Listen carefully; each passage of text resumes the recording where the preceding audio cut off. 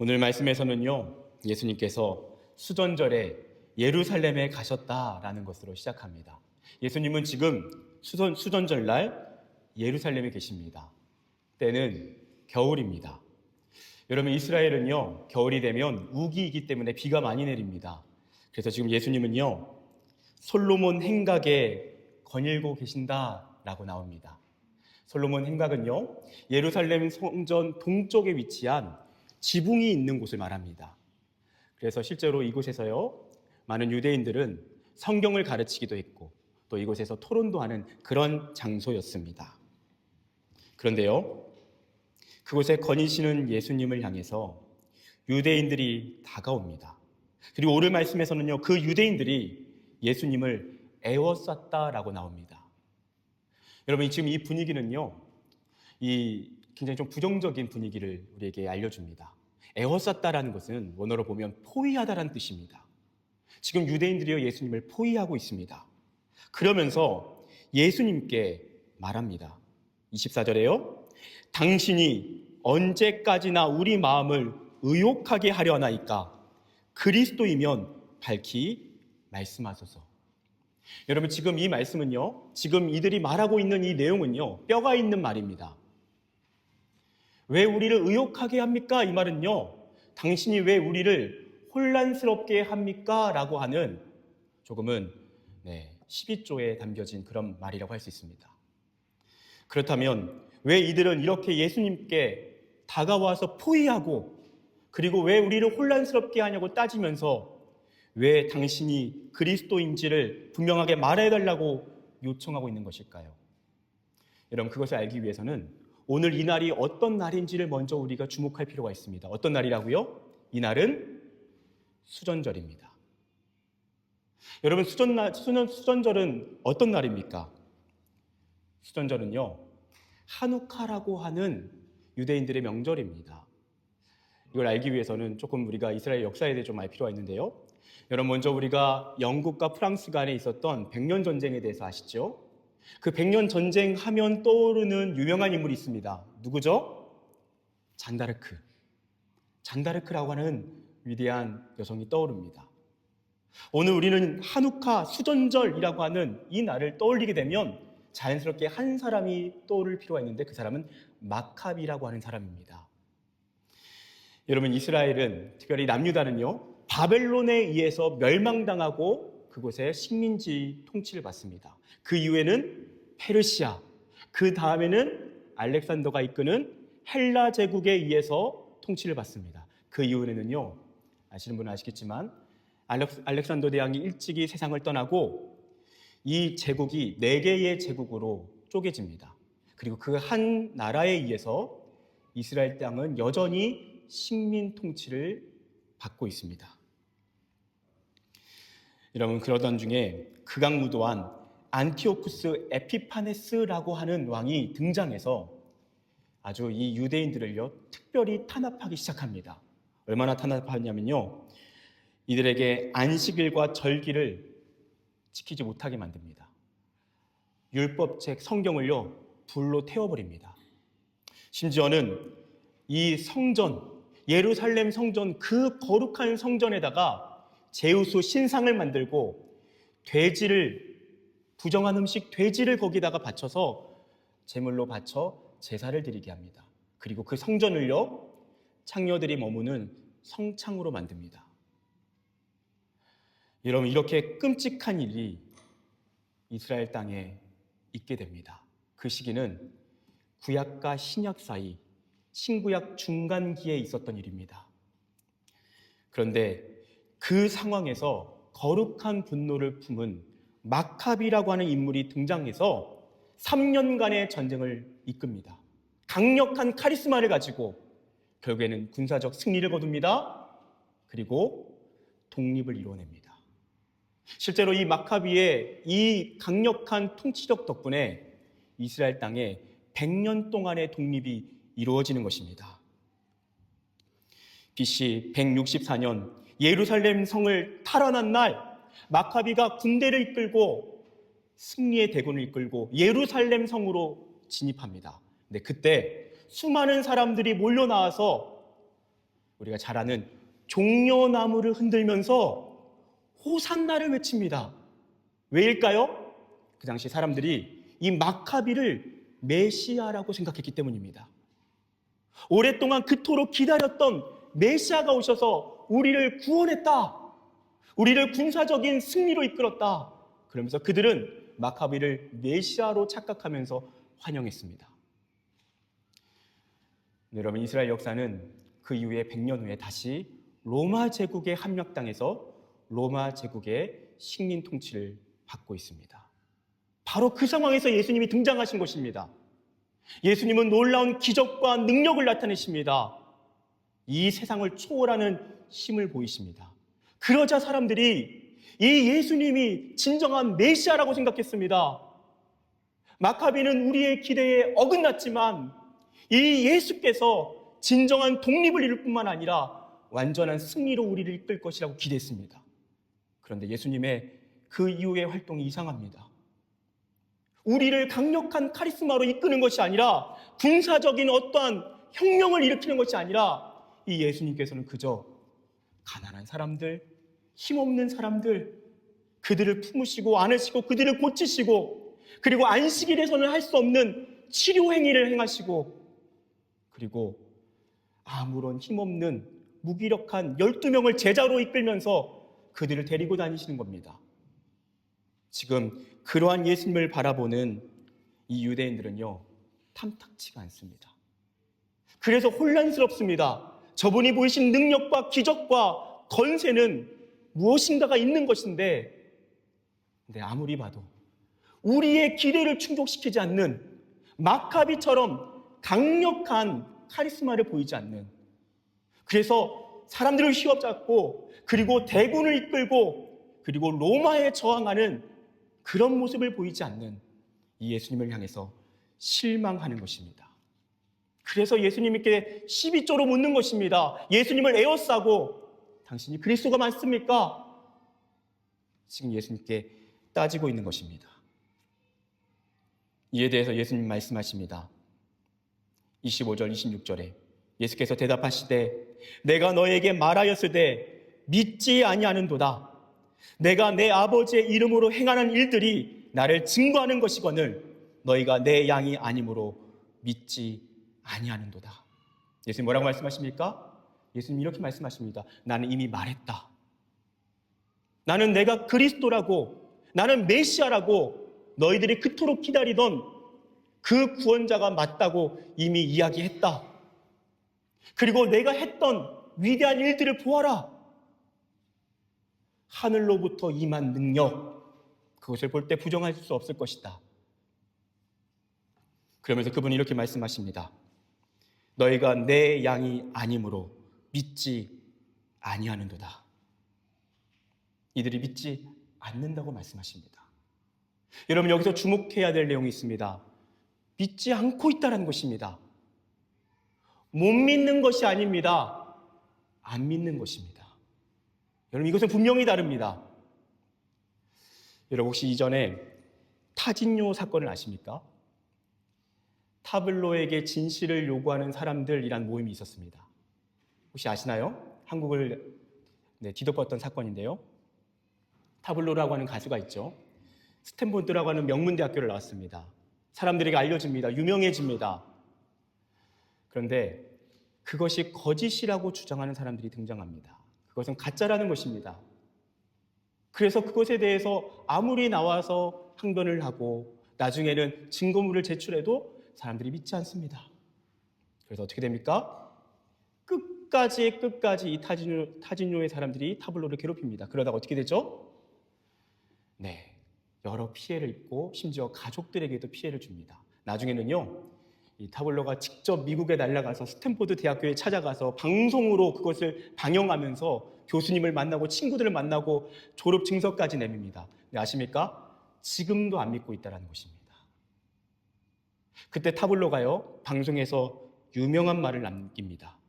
이건 못 믿어서 그러는 게 아니고 저를 안 믿는 거잖아요. 못 믿는 게 아니라는 것입니다. 안 믿는 것입니다. 이미 안 믿기로 마음을 먹고 있기 때문입니다. 지금 유대인들도 마찬가지입니다. 예수여, 당신이 나의 기대를 채우지 않는다면, 내 마음대로 행동하지 않는다면 나는 당신을 못 믿는 것이 아니라 안 믿겠습니다. 당신이 내 삶에 이런 식으로 내가 원하는 방식으로 내 삶을 이끌어주지 않는다면 나는 당신이 필요 없습니다. 안 믿겠습니다. 당신이 내 뜻대로 따라줘야 나는 당신을 믿겠습니다. 사랑하는 여러분, 혹시 이 자리에 예수님을 못 믿는 것이 아니라 안 믿는 분 혹시 계십니까? 그럴 수 있습니다. 여러분, 못 믿는 것에 대해서는 예수님이 참 너그러우십니다. 이해하시고요, 기다리십니다. 그 예수님을 알고 싶어서 진리를 추구하고 그분을 끊임없이 알고자 몸부림치며 하나님을 찾는 사람들, 예수님을 나름대로 알고 싶어서 그분께 나아가는 사람들, 그런데 못 믿어져서, 믿지 못해서 그래서 답답한 사람들, 하나님은 그 사람을 기뻐하십니다. 그 진심을 아십니다. 그 목마름을 아십니다. 그리고 하나님의 때에 믿음을 주실 것입니다.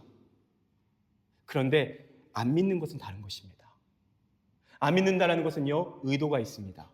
내 마음에 전제가 있습니다. 내가 그려놓은 하나님이 있습니다.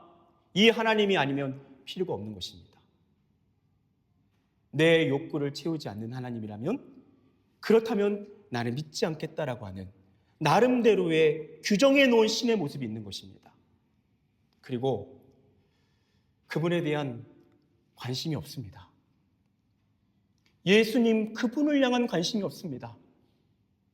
그저 종교로 하는 것입니다. 그분을 찾지 않는 것입니다. 영적인 나태함 때문에 끊임없이 하나님이 부르시며 기회를 주시며 나오라고 말씀하시는데, 그 영적인 나태함 때문에 여전히 그분께 나아가지 않는 것입니다. 사랑하는 여러분, 주님은 오늘 이 시간 우리에게 묻고 계십니다. 우리의 믿음이 부족한 이유가 못 믿기 때문인지 또는 안 믿기 때문인지, 그리고 주님께서는 우리에게 진실하게 그분을 찾길 원하십니다. 우리가 만들어 놓은 하나님으로 그 하나님께 내미는 것이 아니라 그냥 하나님을 찾길 원하십니다. 이전에 한 목사님이 이런 이야기를 하셨습니다. 하나님은 진실하기만 하면 상대해 주신다. 하나님은 진실한 사람을 찾으십니다. 진실하게 하나님을 찾는 사람, 순수하게 하나님 당신을 알고 싶습니다. 당신을 믿기 원합니다. 그렇게 하나님을 찾는 사람, 그 하나님의 사람에게 하나님은 믿음을 주십니다. 네, 혹시 여러분 이 자리에 안 믿기로 우리의 마음에 작정해 놓은 고집이 있다면, 우리의 선입견이 있다면, 고정관념이 있다면, 우리가 만들어 놓은 하나님에 대한 틀이 있다면, 여러분 그것을 해체하고 하나님의 그 있는 모습 그대로를 향해 진실하게 나아가는 저와 여러분 되시기를 축복합니다. 하나님은 그런 믿음을, 그런 진실함을 우리에게 원하시는 것입니다. 예수님께서는 그렇게 안 믿는 유대인들에게 너희는 나를 믿지 않는 이유는 내 양이 아니기 때문이라고 말씀하십니다. 그리고 예수님을 믿는 사람들, 그분의 양, 그분을 목자로 따르는 예수님을 믿는 진실한 제자는 어떤 모습인지를 우리에게 말씀해 주십니다. 오늘 27절 말씀인데요, 오늘 가장 중요한 말씀입니다. 우리가 주보를 통해서 다 같이 한번 읽어보도록 하겠습니다. 27절 말씀 다 같이 합독합니다. 시작. 내 양은 내 음성을 들으며 나는 그들을 알며 그들은 나를 따르느니라. 여러분, 예수님은 예수님의 양들, 예수님을 믿고 따르는 사람들의 특징이 무엇인지를 우리에게 분명히 말씀하십니다. 예수님을 믿는 사람은요, 예수님의 양이기 때문에 예수님의 음성을 듣습니다. 그리고 그 음성을 따릅니다. 예수님과 그분을 따른 제자의 관계가 목자와 양의 관계라는 것을 정확하게 우리에게 알려주십니다. 여러분, 이 목자와 양의 관계를 좀 우리가 이해하면 참 좋겠죠? 그건 실제의 목자와 양이 어떤 모습인지를 알면 우리에게 큰 도움이 될 것입니다. 그래서 짧은 영상을 좀 준비했습니다. 실제로 목자가 양을 어떻게 부르는지, 그리고 양은 그 목자의 음성을 어떻게 따르는지 오늘 영상을 통해서 한번 잠깐 보고, 그리고 그것을 실제로 우리가 느끼면서 이어서 말씀을 듣겠습니다. 여러분, 왜 예수님께서 자신을 목자라고 말씀하시는지, 그리고 왜 우리가 그분의 양이라고 말씀하시는지 아시겠죠? 다른 사람의 말에는 별로 귀 기울이지 않습니다. 그런데 예수님의 음성 한마디면 귀를 쫑긋 세우고 그분께 나아가는 것입니다. 그것이 예수님을 믿는 사람들의 특징입니다. 여러분, 이것은 굉장히 중요합니다. 예수님을 믿는 사람인지 아닌 사람인지를 구분하는 중요한 기준은 그 사람이 예수님의 음성에 귀 기울이는가 또는 귀 기울이지 않느냐, 그것이 결정한다는 것입니다. 그래서 예수님을 따르는 예수님의 양들은 예수님의 음성을 듣습니다. 그 예수님의 음성을 들으며 살아갑니다. 그것이 예수님을 믿는 사람입니다. 예수님을 믿지 않는 사람들은요, 그 삶에 예수님의 음성이 없습니다. 왜냐? 목자가 아니기 때문입니다. 낯선 사람의 소리처럼 예수님의 음성이 그 안에 별로 의미가 없기 때문입니다. 사랑하는 여러분, 저는 여러분에게 진지하게 묻고 싶습니다. 여러분의 삶 속에 예수님의 음성이 있습니까? 지난 한 주 동안 여러분의 하루하루를 살아갈 때에 예수님의 음성, 예수님의 말씀, 예수님의 뜻, 예수님의 기쁨, 예수님의 임재, 예수님의 은혜가 저와 여러분의 삶 가운데 있었느냐라는 것입니다. 그렇다면 그 사람은 예수님을 믿는 사람이 분명합니다. 근데 그렇지 않다면 우리는 다시 돌아보아야 합니다. 나는 진짜인가? 가짜인가? 예수님이 진짜 나의 목자이신가? 아니면 그저 낯선 존재인가? 예수님의 양은 목자의 음성을 그리워합니다. 처음에는 그 양이 목자의 음성을 따라갔던 이유가 무엇이었을까요? 물론 먹을 것을 주었기 때문입니다. 먹을 것을 주기 때문에 그 먹을 기쁨 때문에 달려갔을 것입니다. 근데 처음에는 그렇게 시작했지만 나중에는 그 목자가 인도하는 곳을 따라갔더니 안전합니다. 그래서 따라갑니다. 그 길로 따라갔더니 푸른 초장이며 맑은 시냇가가 있습니다. 그래서 따라갑니다. 나중에는요, 점점 그 목자를 사랑하게 됩니다. 특별히 예수 그리스도라고 하는 목자는 조금 유별납니다. 모든 목자들이 양들을 사랑하겠지만 이 목자의 사랑은 그 사랑을 넘어섭니다. 오늘 요한복음 10장 앞선 말씀에서 예수님이 뭐라고 말씀하시는지 아십니까? 나는 선한 목자라. 나는 양들을 위하여 목숨을 버리노라. 예수님을 따르는 예수님의 양들은 분명히 압니다.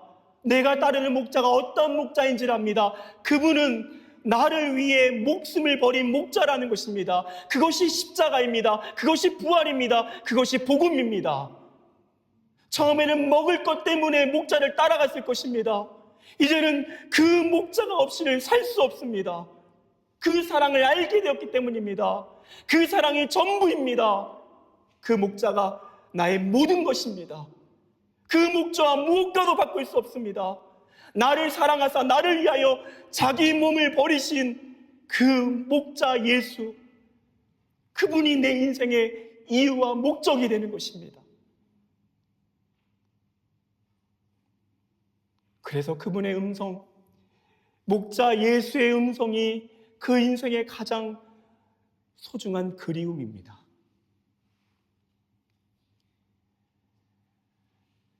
저는 친한 친구가 있습니다. 한국에서 종종 저에게 전화를 주는 저에게 가장 친한 친구입니다. 그 친구에게 전화가 걸려오면 첫 마디가 거의 똑같습니다. 잘 지냈어? 목소리 듣고 싶어서 전화했지. 사랑하면 그 목소리가 그리운 것입니다.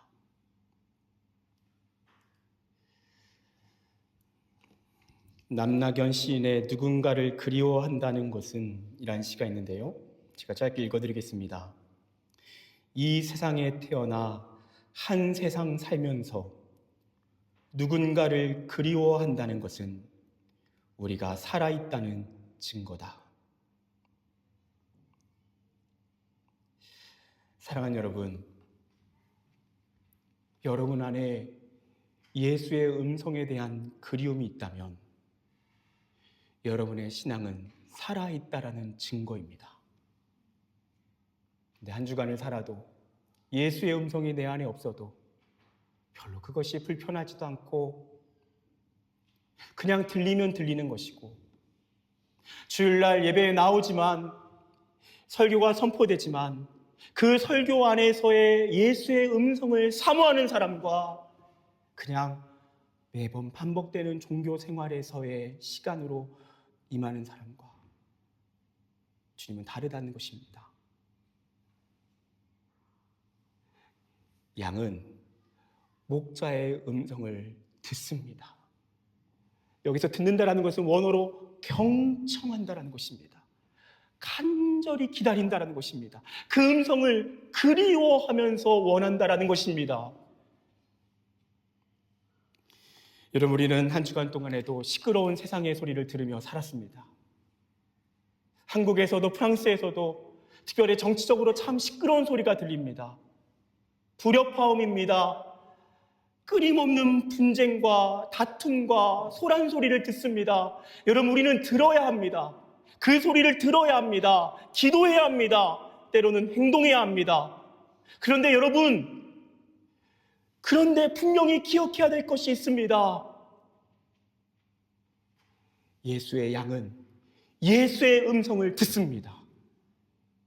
세상에 많은 소리가 있지만 그 소리보다 가장 경청해야 할, 우리가 들어야 할 음성은 예수 그리스도의 음성인 줄 믿습니다. 그 음성에 먼저 귀 기울여야 한다는 것입니다. 여러분, 유튜브도 들어야 하고요, 뉴스도 들어야 하고요, 또 친구들과의 만남에서 여러 이야기도 들어야 합니다. 절대 그것을 부정하는 것이 아닙니다. 우선순위를 말하는 것입니다. 여러분은 무엇을 먼저 들으십니까? 여러분, 아침마다 먼저 어떤 소리에 귀를 기울이십니까? 예수님의 말씀입니까? 아니면 유튜브의 소리입니까? 목자의 그리운 음성입니까? 아니면 세상의 시끄러운 소리입니까? 여러분, 다른 소리가 우리 가운데 먼저 울려 퍼지고 있다면, 그것이 우리 우선순위가 된다면 우리의 영혼은 피폐해질 것입니다. 우리는 분별력을 잃어버릴 것입니다. 우리는 중심을 놓칠 것입니다. 여러분, 부탁드립니다. 설교도 들어야 되는데요, 설교는 말씀에 대한 해설일 수 있습니다. 저자 직강으로 들으십시오. 이게 무엇입니까? 성경입니다. 성경을 여러분이 펼쳐서 성경을 통해서 말씀하시는 예수님의 음성을 들으실 수 있기를 축복합니다. 그것이 우선입니다. 그 다음에 설교를 듣고 그 다음에 여러 가지를 듣는 것입니다. 하나님은 우리에게 기록된 말씀을 통해서 우리에게 가장 먼저 말씀하시는 것입니다. 그리고 그 가장 순결하게 흐르는 그 말씀의 물을 마실 때에 우리의 영혼은 살아납니다. 우리의 눈은 번쩍 뜨게 되고요. 우리의 귀는 열립니다. 그리고 세상을 바라볼 수 있는 분별력도 생깁니다. 그리고 하나님의 뜻을 따라갈 수 있는 진정한 영적인 깨어남이 있는 줄 믿습니다. 사랑하는 여러분, 한 주간 어떤 말씀을 들으셨습니까? 가장 최근에 여러분이 들으셨던 예수님의 음성은 어떤 음성입니까? 주님께서는 말씀하길 원하십니다. 여러분, 사랑하는 사람은 사랑하는 사람에게 자신의 음성을 들려주길 원하십니다. 그런데 왜 듣지 못합니까? 하나님의 음성을 듣고자 기도하며 귀를 기울이시고 내 기도를 들어주신다네.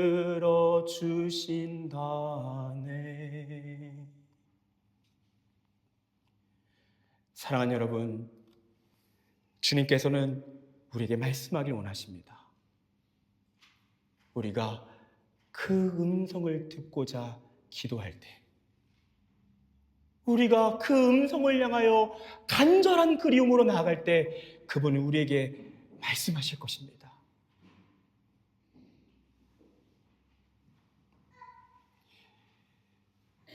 예수의 음성을 그리워한다는 것은 예수를 믿고 따르고 있다는 증거입니다. 예수의 음성을 그리워하며 한 주간 다른 소리보다 먼저 예수의 음성에 귀 기울이시는 저와 여러분의 하루하루의 일상 되시기를 축복합니다. 기도하겠습니다.